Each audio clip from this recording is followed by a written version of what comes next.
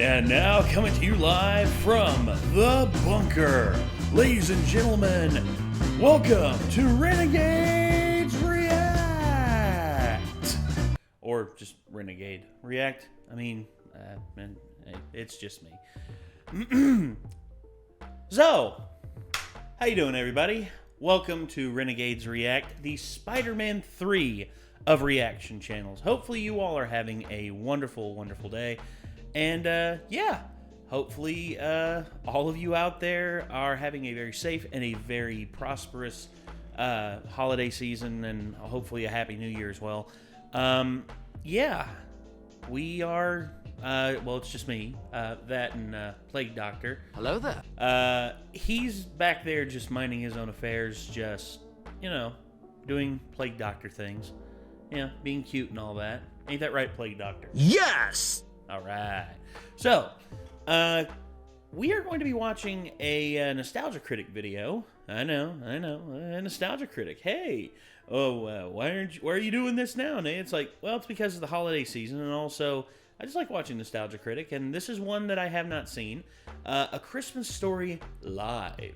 Oh, and also, congratulations, Channel Awesome, on passing 1 billion views. So yeah, you are now officially one of the channels here on this platform that has in fact surpassed 1 billion views. So, again, I guess it should go without saying, hey everyone who has not seen the original video, be sure to check out the original. Link is in the description as always, and also feel free to visit the Channel Awesome channel. Should be a link to their channel right here in the title of the video.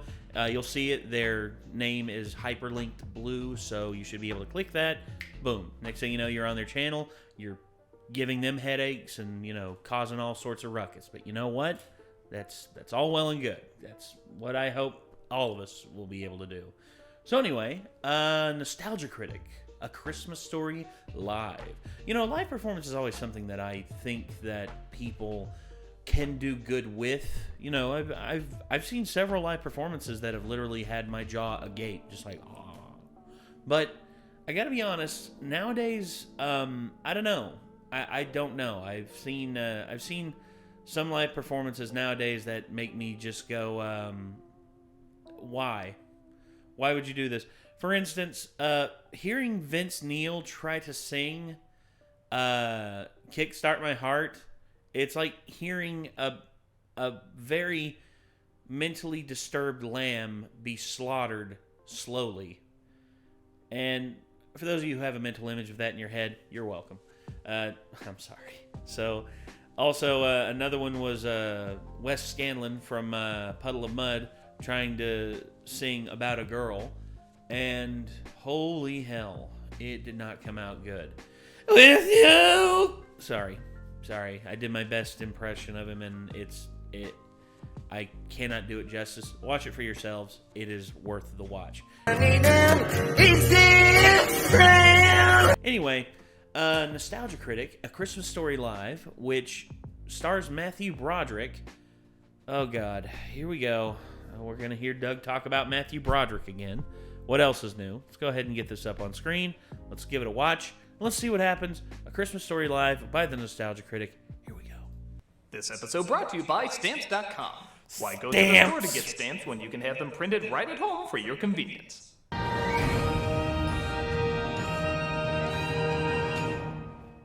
Always blows the hair back.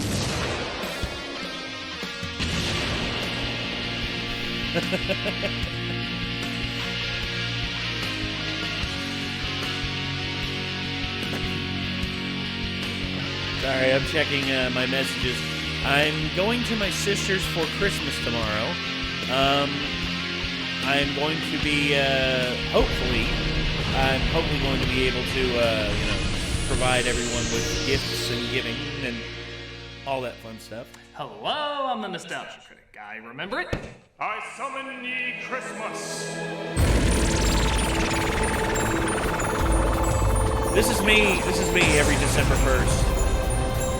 Ho, ho, ho. Yule whole I did a time. nice little Christmas intro and nobody got hurt, no worlds blew up or anything, everything is good.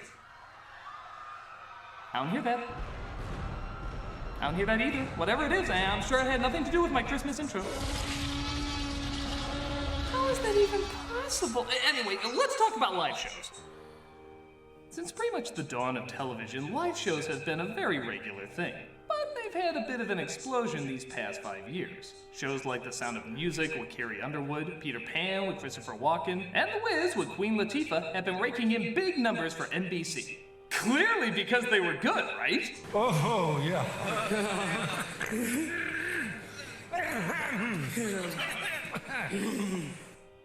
Awkward kitsch is a kind of good. Not wanting to be left out of the musical equivalent of dogs playing poker, Fox decided to throw their hat into the ring with Grease Live with Vanessa Hudgens and the Rocky Horror Picture Show with Laverne Cox. The specials apparently did well enough to warrant what Fox was hoping to be the crowning achievement of hokiness. Because Lord knows we haven't made it hokey enough already, A Christmas Story. Oy vey. In America's need to destroy this movie, A Christmas Story Live does its best to turn that small-town, innocent family classic with a hint of an edge into a tacky singing Hallmark card covered in falling glitter with an unfunny joke inside. But where a card only gives you a second of annoyance, this one delivers 2 hours and 15 minutes of cyanide fruitcake. And that's without commercials. With commercials, it's 3 goddamn hours! The special is like a forgettable ugly sweater that someone paid millions of dollars to glamour up, creating an even more forgettable ugly sweater. It's the kind of special that rips out what was charming and fresh from the original and replaces it with what Google Translates would interpret as charming and fresh. Wow. It's a miserable experience from beginning to end, so let's look it over from beginning to end. Let's all suffer together. Oh my god. Okay. I remember when I think it was Turner. Yeah, Turner Broad TBS did 24 hours of A Christmas Story. Here's the thing. I like that movie.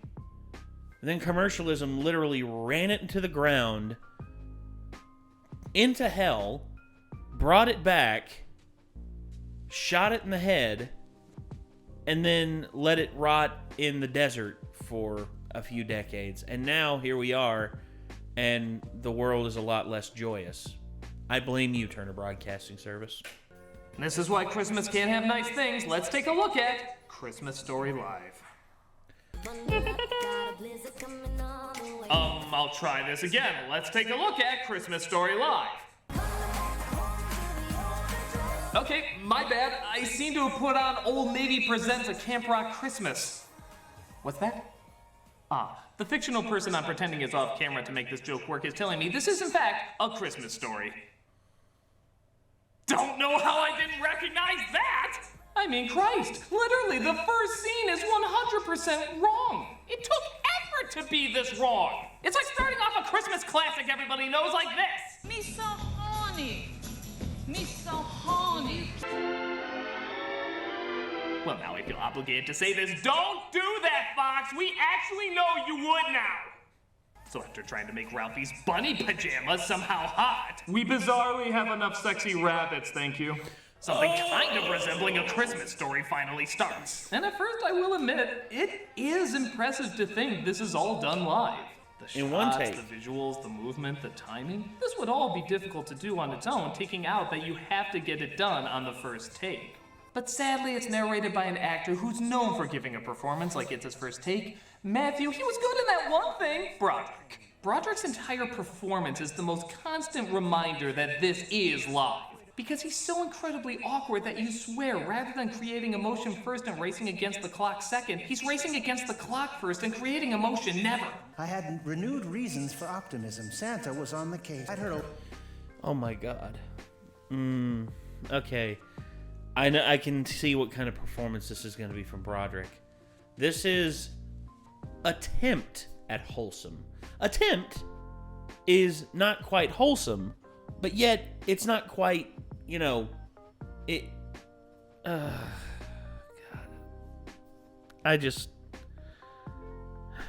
That's a lot of fish. A lot of no in the past 3 weeks from no less than Santa himself. Lake Michigan was so polluted you could run halfway to Milwaukee before you sank to the bottom. Here it is, the house on Cleveland Street. Ah, Higbee's, the high water mark of the pre-Christmas season. Everything he says is like the flower shop scene from The Room. Any human feeling accidentally entering the equation is clearly an indirect byproduct. For months I'd been thinking of the Red Rider and nothing else. Now here it was, the real thing. That's a lot of shit. Oh. Rudolph plays Ralphie's mom, and Ralphie is played by Andy Walken. No relation to Christopher Walken that I know of, yet somehow he still inherited every one of his scary faces. Don't seem desperate, or you're done. Okay, before I go too harsh on this kid, he is a kid, and he's still learning, and to his credit, he's been in a lot of other stuff. Movies, a steady gig on a TV show. I legitimately hope his talent grows and he has a nice long career. But when you put that kid in eye-warping glasses with frames so black even Tim Burton would say too dark on a live show where you can't always get the best lighting, flattering camera angles, and you're encouraged to come across big and silly, unchecked, that kid can be terrifying. Look at the way the shadow hits his eyes. He looks like Harry Potter turning into Gollum. Did you know the same director of A Christmas Story also directed Black Christmas? You would if he put these shots of that kid. Bob Clark, yeah. The fact that well, not only that, but he also directed Porky's, which is, when you think about that film nowadays, oh boy. Kid in both of them. Okay, well, let's hope his singing can balance things out. Then there's Mother, she can be tough. I'll drop a couple hints. He's really good and the kids are all right. Anyway, he's just a little boy. What's Broderick's excuse? That's right, boys. Take it from me. If you want to keep your homestead free of villains, I give you Old Blue. Oh, one of these days the Blue Fairy will come and make me a real actor.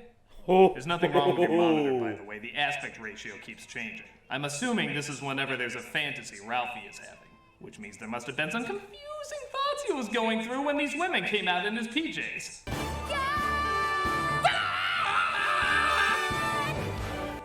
Okay, look, kid, I really hope one day you can look back and be like, remember Christmas Story Live? Wasn't it funny how much that didn't work and I didn't belong there? But now I'm a huge star making millions and everybody loves me. Ha ha ha! I can look back and laugh now. It's funny. Ha ha ha! But for right now, The special is interrupted by a nice recognition of the first responders to last year's California wildfires. Please join us in honoring the first responders who put their lives on the line to serve and protect us all. But I'll admit, it's a little muddied where immediately after, instead of promoting a wildfire charity you could give to, it instead pushes a special Twitter emoji if you tweet their hashtag. Oh, heck with those wildfires, I want that emoji! Ah! I deserve that.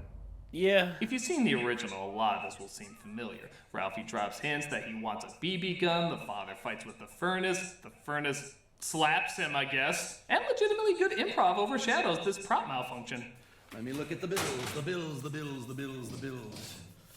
Would you get that, honey, please? What is this here?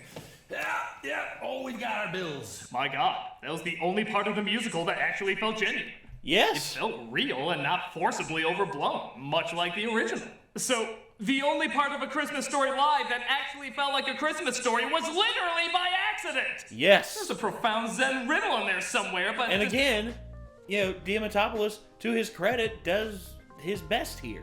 He's doing his, gotta give props to Maya Rudolph and Chris Diamatopoulos for saying yes to this. I guarantee they were just like, hey, I get to play the dad in A Christmas Story. Oh my gosh, I get to play the mom in A Christmas Story? Oh God, it's a live musical. Oh God, I signed a contract where I can't get out of this. Damn it!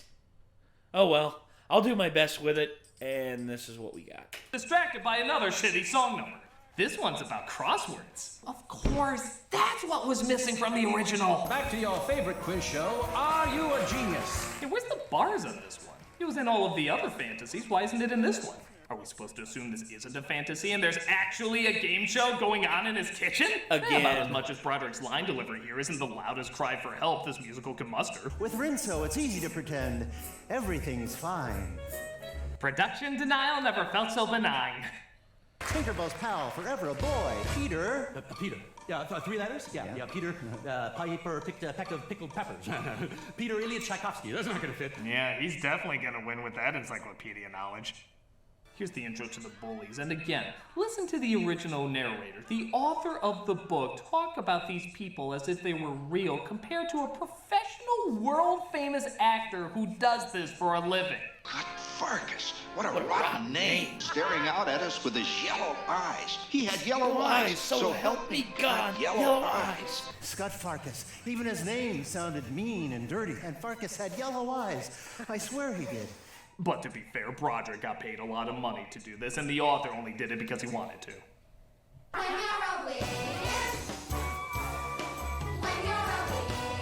We get a song about how rotten the bullies are, and the more I watch, the more I realize the songs themselves actually aren't that bad for what they are. They have good melodies and clever lyrics, but they belong in a big, over-the-top production, which is not what Christmas Story was ever meant to be. They were little scenes that felt real because they were little.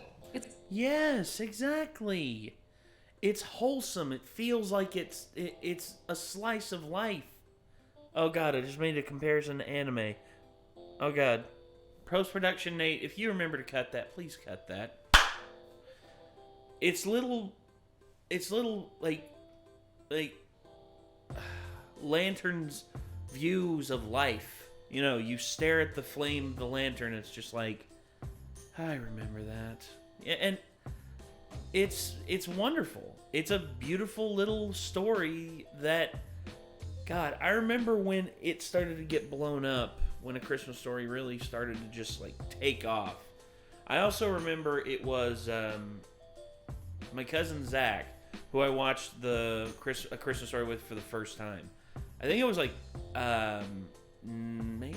actually I was around 11 or 12, and he was like 6 or 7. Oh god. And I remember watching it, and I remember just dying laughing, and just being so reminiscent, like, you know, bullies. And here's the thing about bullies. I know bullies are a thing that the critic hates. It's just like, bullies. There's always bullies, especially if it's in a Stephen King story. But here, I don't know, the overblowing of the bullies and just seeing later how pathetic they actually are is pretty hilarious.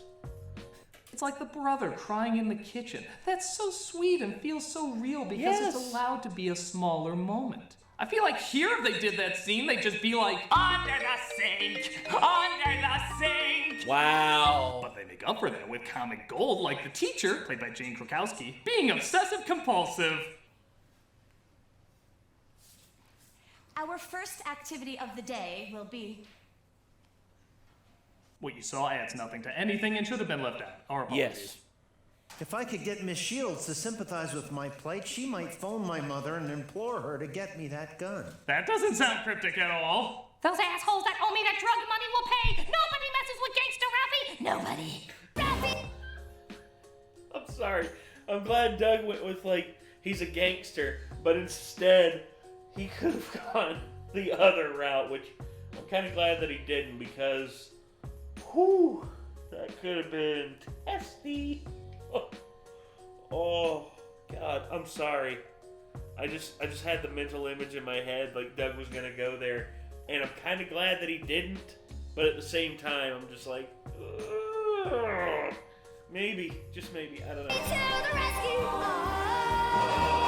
He has another fantasy about saving people with his BB gun. Again, not a bad number on its own, but in the original, it's short and sweet, only 2 minutes. In this version, it's 6. 6 minutes of this! It's so long, boring, and pointless, I almost pray there will be a screw-up to make things more interesting. But I think that everyone should have a red Ryder BB gun. Oh, sorry, the mics in my fantasy forgot to turn off. We then follow that fantasy with another fantasy. Yeah, remember how they were spaced out in the original? Stupid. As now the mother gets a song about being a mother. And boy, does she do a great impersonation of Russell Crowe from Les Mis. The floors have been scrubbed like a woman possessed, and we're steady and stable. Oh, wow. And piles of paper appearing right out of thin air. Because that's what a mother does. go through 2 puberties, or that your voice could crack 3 times while it happens. Again, Maya Rudolph can be funny. I've seen her be funny. She is a legitimately, can be a pretty funny person. I guarantee you she did not expect to be, thrown into this. She does her best, but again, just not enough to save it from a shitty production. Best Christmas there ever was. That's what a mother does. Excuse me for a minute. I need to go back where I was talking about Ralphie singing. He's really good and the kids are all right. But he does sing better than Maya Rudolph. I'm assuming that'll make sense later.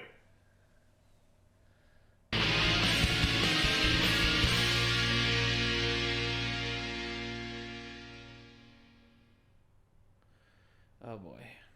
If you're like me, then you're my clone and you've escaped and you can't make it out there on your own. Come home, Doug number 2, come home! And you also hate going to the store to get stamps. It's one of the conveniences that kind of gets annoying, but luckily you don't have to anymore. You can just get them online with Stamps.com.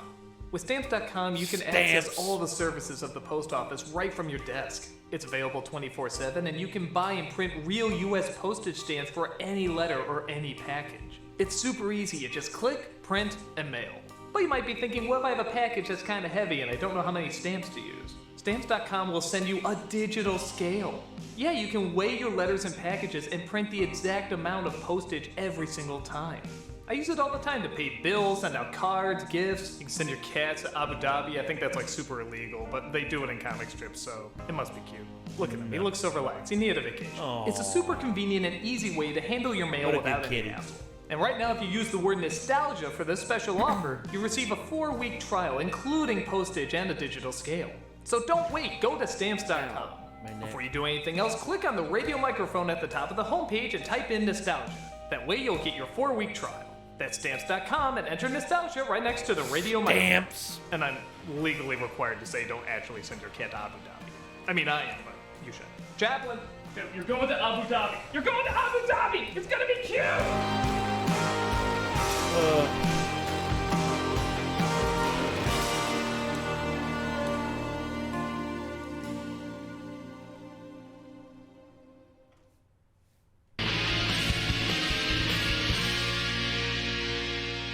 So the father gets a letter saying he won a major award from a contest. As you probably remember, they build up this joke the entire day as to what it could be, or it just comes immediately after the letter. Then what the hell is the point of the letter?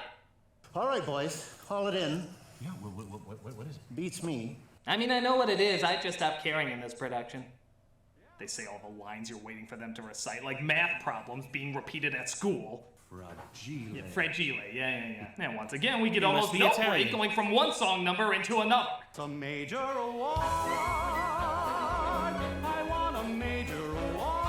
I will give this dude credit. He can at least really sing and dance. Yeah. As well as perform an impressive quick change in one shot without seeing any of the people switching him out of the clothes, as you can see in this behind-the-scenes footage. Of course, it does leave an awkward visual for people at home, reinforcing that the special is in fact trying to eat you whenever it can. And the rest of the number is, what's the word I'm looking for? Heinous. We want a major award.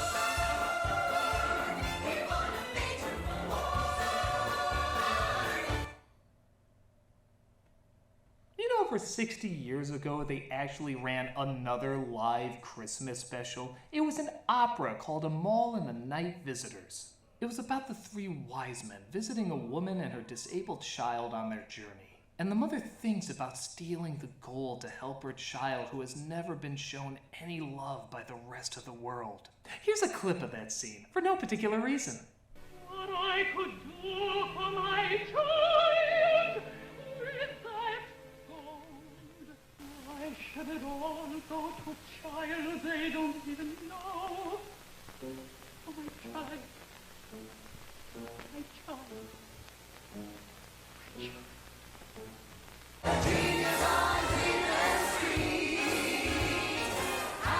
God, I hope you feel as dirty as I do.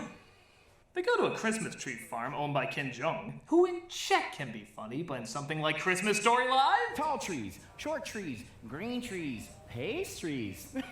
This little Christmas tree humor. Well, it's no deep Wang, but few things are. Thank God. Oh. Why, this is the happiest non-moving car ride I've ever seen. They get a flat from remaining perfectly still, and if you know the original, you know the following scene fits this special's tone like a glove made of thorns.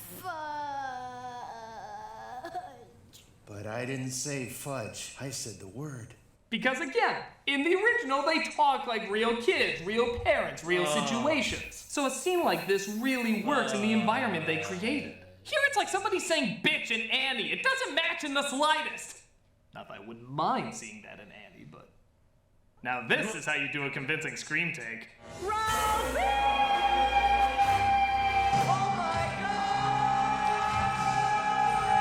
Well, I think we all know what's up next.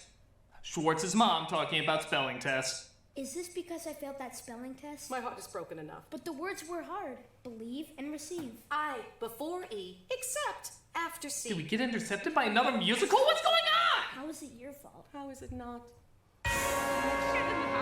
No, sorry. We got interrupted by the original special we started out with. At this point, I prefer the spelling tests. It was over. I was dead. What would it be? The guillotine? The hanging? The electric chair?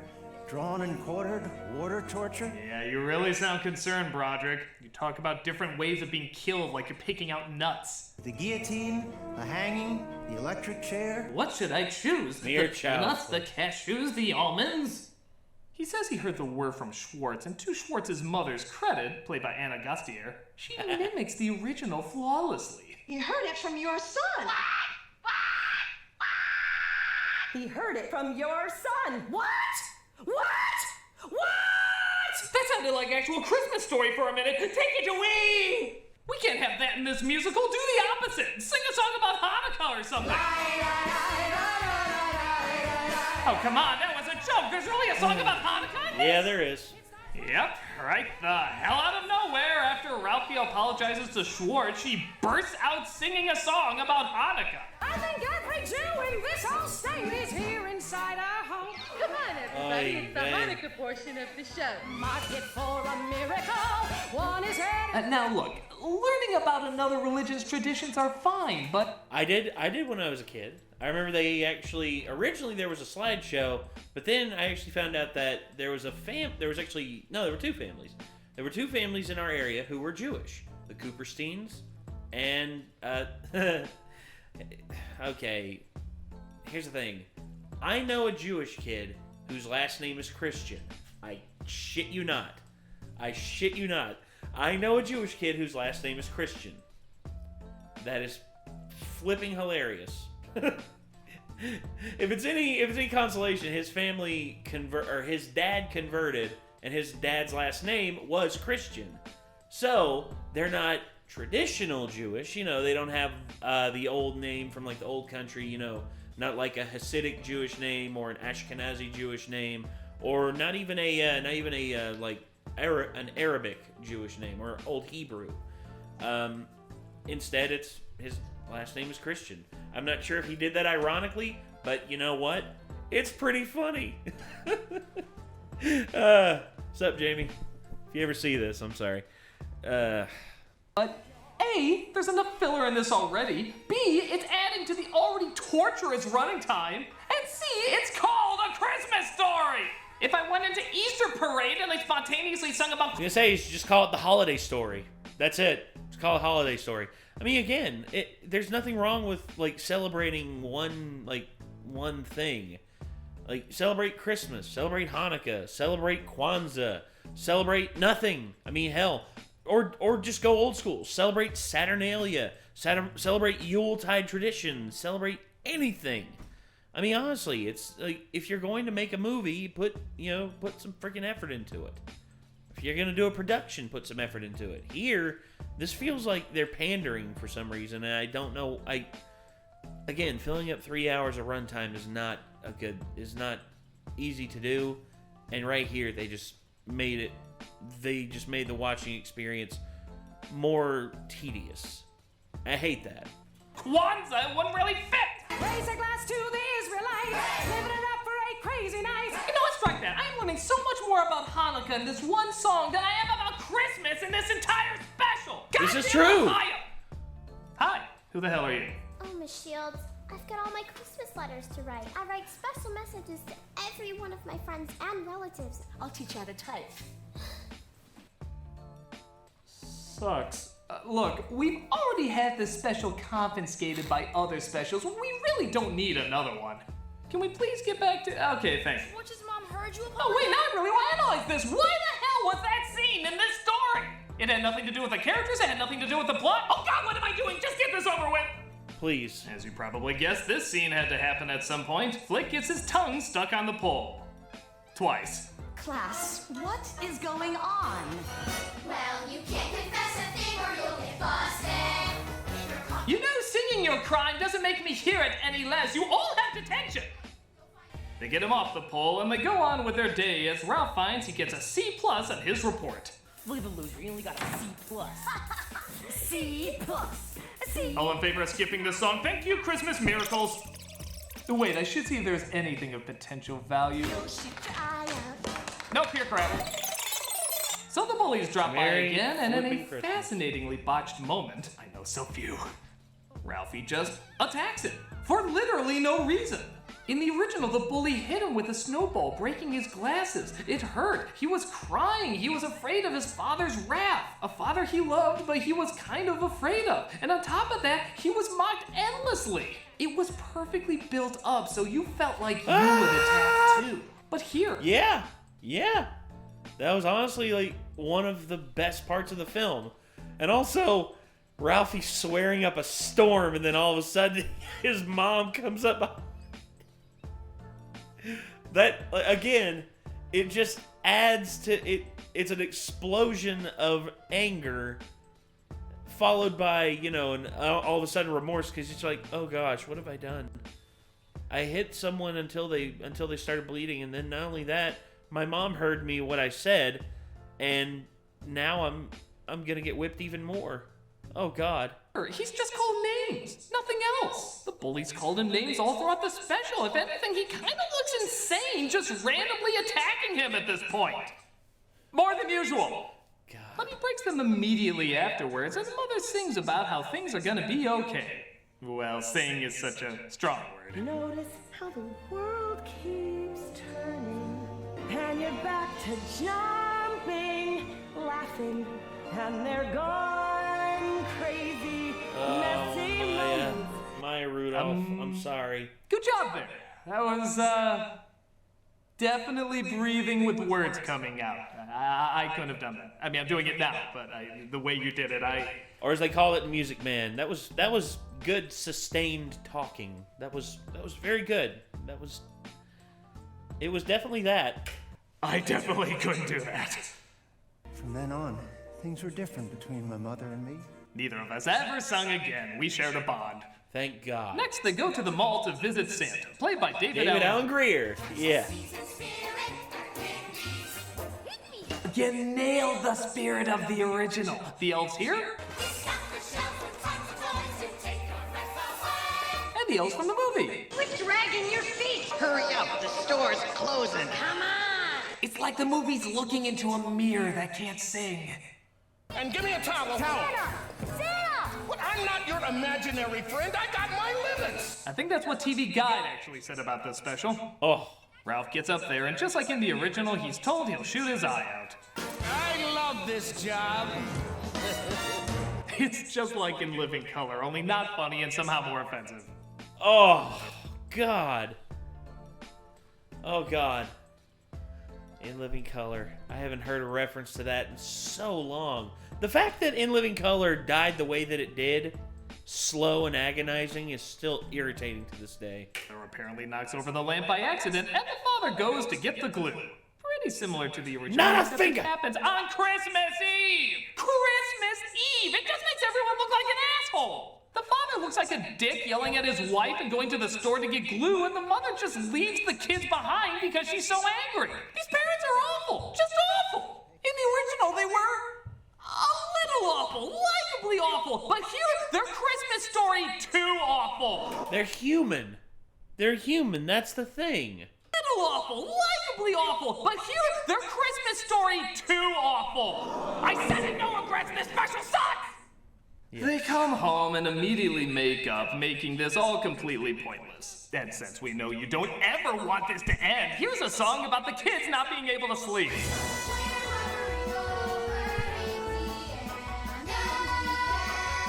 You know what this scene needs?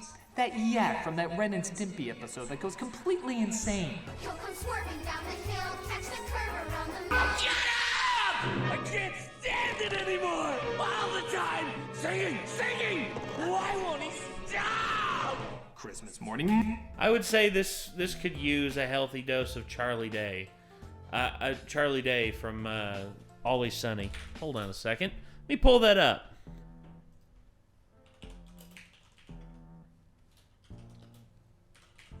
Da da da da da da.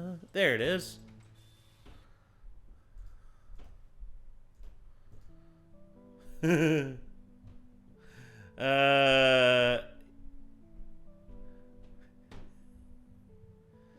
Yeah, here it is. Come on.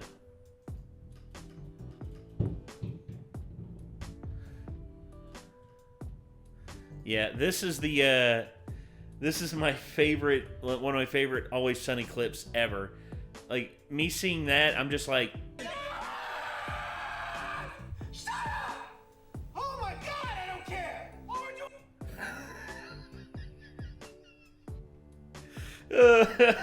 doing... I love Always Sunny. Oh, God. I wonder if Doug has ever seen Always Sunny. Because Always Sunny is such a great friggin' show. Even today, 15 seasons in, it is still a good show.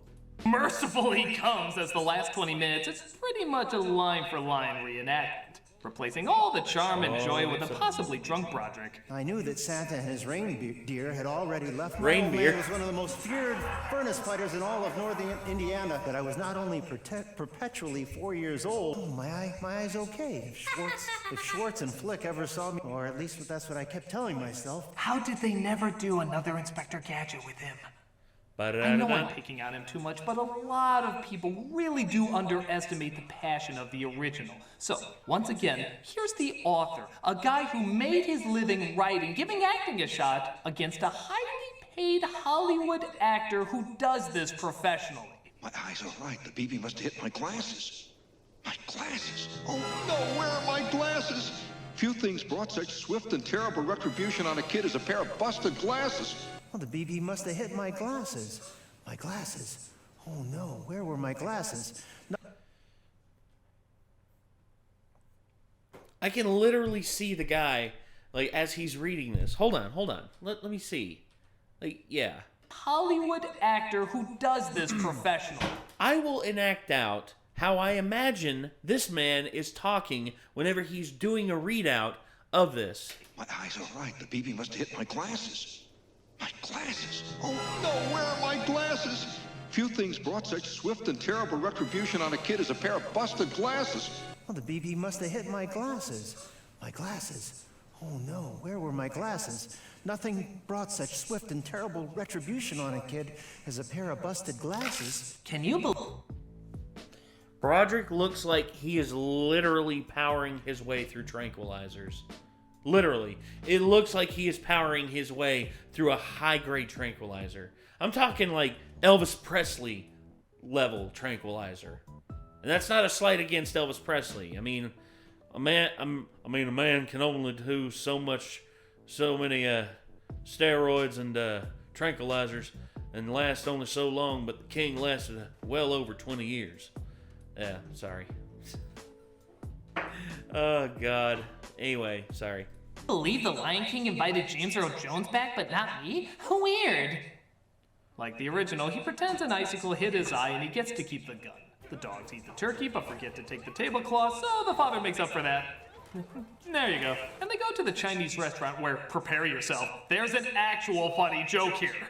Deck the halls with boughs of holly. Fa la la la la la la la. Oh, I wasn't expecting that. What were you expecting? I don't know. Damn it! That means I have to say I laughed once in this! Wasn't expecting that. What were you expecting? What were you expecting? I don't really know. That's actually a pretty good one. I gotta admit, that's actually pretty damn good. Huh. Oh, well. A clock is right, twice every day. A broken clock is right twice every day. I don't know. Damn it! That means I have to say I laughed once in this!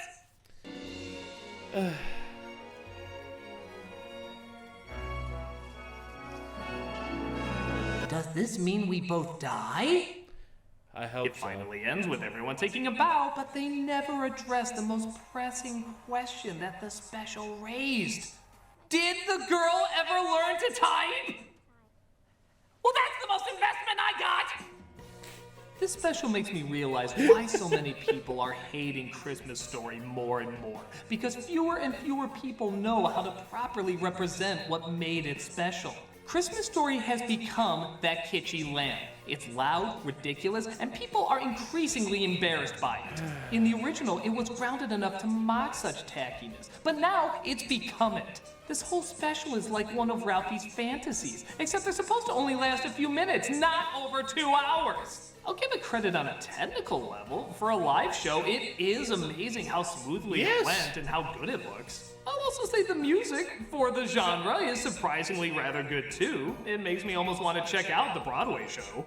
But just as a silly musical, not as a good representation of a Christmas story. Because I'm believing more and more nobody can properly capture it. It's a little story in a little town about little problems, but it's done with great actors, great writing, and a great director. Yes! To go this overboard with people who clearly don't understand the source material or what made it so special is a difficult misstep for any Christmas Story fan to watch. And I still love the original the same way I love The Grinch, despite everyone trying to destroy that too. You simply can't kill a true classic. But with that said, this was an impressive attempt. I'm a nostalgia critic, and Christmas has just begun! Maybe I'll go ahead. Call back. So yeah, there you go. I'm just making sure there's... Okay, yeah, charity shout out at the end. So yeah, there you go. Oh my dear sweet God. Oh, it's finally over. So, A Christmas Story Live. Oh... I watched a little bit of this. I remember when it was on, I tuned in for a little bit. I watched it a little bit out of sheer curiosity. And I gotta be honest, what I watched was not good. And I was like, oh God, this is bloated, overblown, and uninspired. Yeah. Much like me, bloated, overblown, and I'm sorry. So yeah, I really don't know what else to say, guys. Whenever looking back on this, I miss when A Christmas Story was just, it was that movie that you woke up in the morning with your family and you watched. That and Christmas Vacation. I remember Christmas Vacation was that movie, and I also remember that, A Christmas Story was that movie. And I miss those days, dude. I miss them because, and here's the thing, this isn't, okay, call me a boomer if you want, I don't really care. It's like, people say shut up boomer, I'm like, keep up Zoomer. Shit.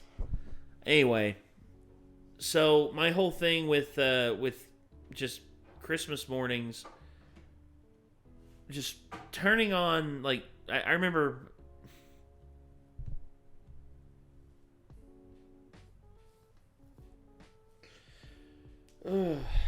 Sorry, I had a real moment there.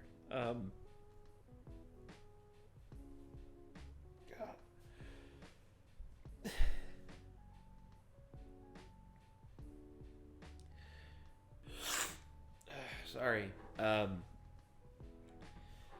But again, like I was saying, I was 8 or 9 years old, and I remember waking up the next morning. We were at my grandparents' house, my mom's parents, who are sadly no longer here with us. I remember waking up and just looking out at this cascade of white. The yard, the driveway, the roads, everything was just solid white. And I also remember we had the Christmas presents there. And we opened them Christmas morning, and I remembered we went into the living room and we turned on the television and Christmas Vacation was about to start. And I remember sitting in my dad's lap, and my mom and my dad were sitting next to each other. This is before their marital problems. This is when everything was simple. Everything was simple, and there were no issues. That moment, I have to say, is one of the more perfect moments of my life. Because it was me, my sister, my dad, my mom, and my grandparents all just sitting there. My grandmother sitting in that old recliner, that old brown recliner that they had over there. Me and my family sitting on the couch. My sister went over to the love seat, and then my granddad, who was in a wheelchair, him sitting there and just sitting in around us with the biggest smile on his face, because I think he realized, here's the thing, through all the pain and suffering he went through in his life, I mean, paralyzed from the waist down at 29, and to make it all the way into his 70s when doctors said at most he would live 15 to 20 years. At most. And yet he made it into his 70s.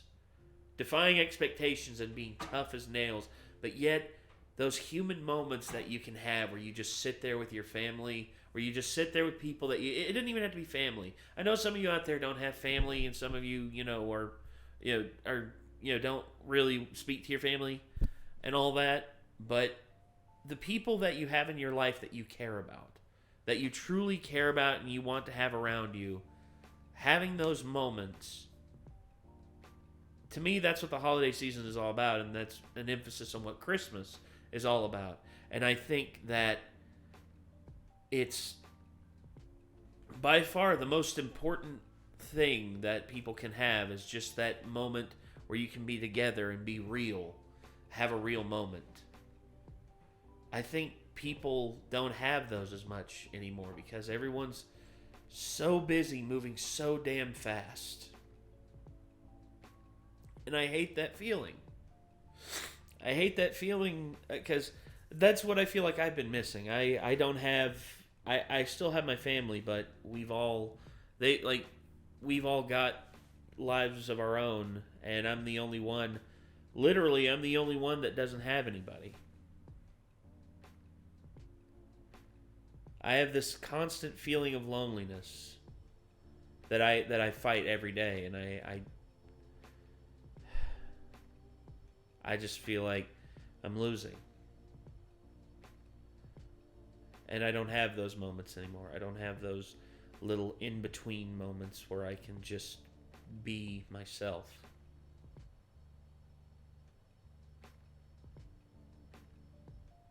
I'm sorry, guys. I didn't mean to ramble. I didn't mean to ramble, and I didn't mean to, go off like that. But I miss it, guys. I miss having my family be a part of my life the way they used to be. And I know the main reason why is that a lot of them are not here anymore. I mean, out of my 4 grandparents, there's only one left. And having a Christmas get-together with her, and it comes to certain members of the family, it's an impossibility because everyone is just so focused on the bull and the bull crap and everything that no one wants to see each other. And I hate that. I fucking hate it. I'm sorry. But anyway, I think that's going to do it. This was A Christmas Story Live by the Nostalgia Critic. If you all want to see more from the Nostalgia Critic, feel free to click the channel awesome name, which should be right down here in the description or in the title of the video. Feel free to check out the original video in the description. And hopefully you all have a very Merry Christmas, have a happy holidays, have a happy New Year, and be safe, everyone. Enjoy the moments. Enjoy them. See you later, everybody. Peace.